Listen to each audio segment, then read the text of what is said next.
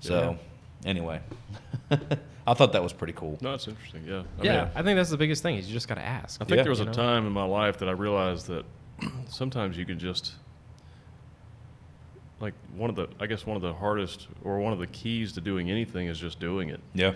You just have to reach this level where it's like sure, there's certain things you can't do. You have to be qualified. You have to have certain knowledge to do certain things. But there's some things that, if you have enough knowledge, you can just do it and just make it work, make it happen.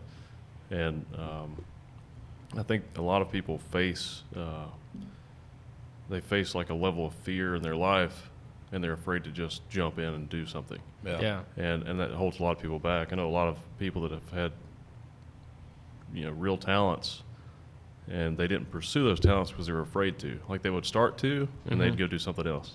Yeah. And they'd come back to it, and they could do something else. And it's like they want to stick their toes in the water, but they won't jump in.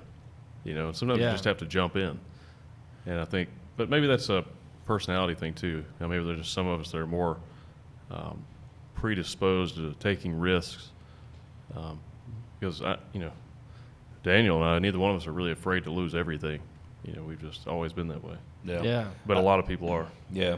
Now I will say this. I used to say, and Scott, you didn't know me at this point, but one of my famous sayings, famous last words, I had family members be like, what are you going to do if you lose everything? And I would literally, and this is common, it came up all the time, because I was young and early 20s and was doing very well, and it just, to everyone else, they're like, oh, he's going to lose everything, right?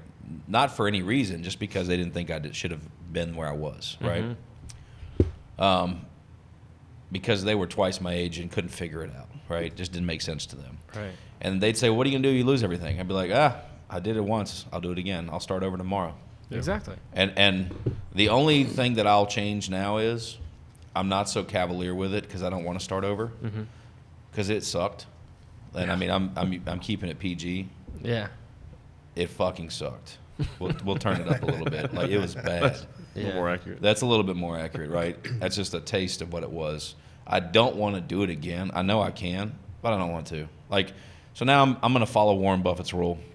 Rule number 1 is don't lose money, right? Like, I'm willing to take risk, and what I mean is you got to win more than you lose. I'm definitely willing to take risk. I'm definitely willing to put on the line, and I've gotten back to where I am because of that. But now I'm at the place where I'm like, maybe not all in, maybe not risk everything at this point. But the me that got me here, it very much was that way. Yeah. So I think that's what you learn from the loss, though. When you do lose everything, you have that big loss, then you realize what not to do. Yeah. I think that's an important lesson. You realize what not to do, and you also appreciate. I feel like we both appreciated what we had before. Yeah.